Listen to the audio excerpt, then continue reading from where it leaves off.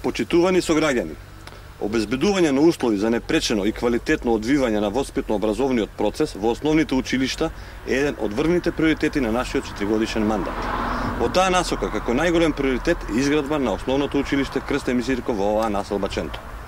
Заложбите на градоначалникот Тони Трајковски и членовите од преходниот состав на Советот од ВМРО ДПМН, заедно со владата, ово училиште да започне да се гради оваа година не се остварија, бидејќи новата влада, предводена од СДС, во буџетот ги избришаа средствата наменети за новото училиште. Исто така, основното училиште Крстен Мисирков не е ставено ниту во програмата на кандидатот за градоначалник од редовите на СДС Борис Георгиевски, што значи во следните 4 години тие не планираат да градат ново училиште.